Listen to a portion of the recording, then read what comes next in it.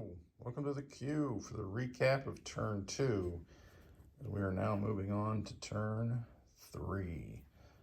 And the reason why it's always at an angle is if I come straight on, well, look at that. There's not the glare. See, when I was up closer, there was a glare. I guess maybe I should do it like that. There we go.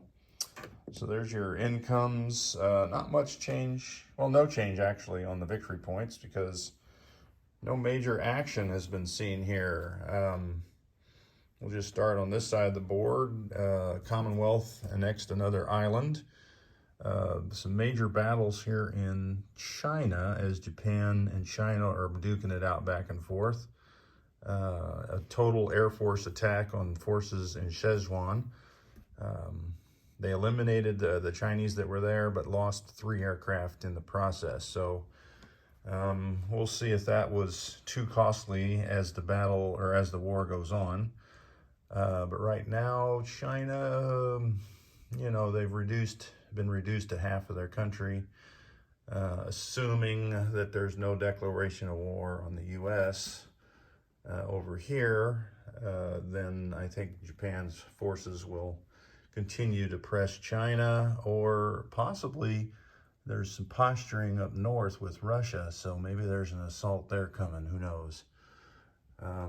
In the Middle East, the British have taken another territory along with the Commonwealth, leaving just northwest Iran, and possibly the Russians will get that. We'll see what Germany's intentions are this turn.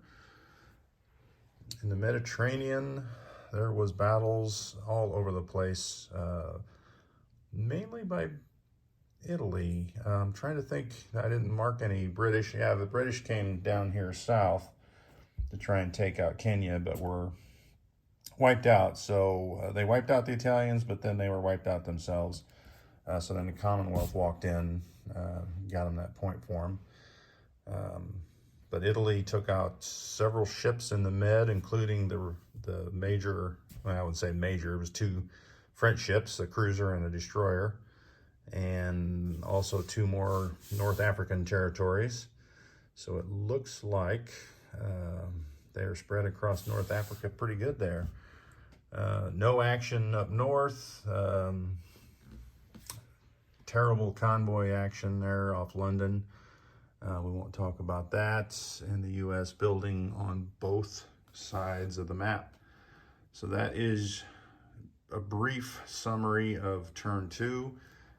Turn 3 might see more action if Germany goes after Russia, or if Japan goes after the U.S., but that is highly unlikely. So I think it'll be turn 4 before we get into some major action in the Pacific. All right, well, thanks for watching the recap. Next week's recap will be right before Christmas, and we're going to give some stuff away because we can. And I'll explain that a little more at the recap of next week. Until then, keep rolling dice.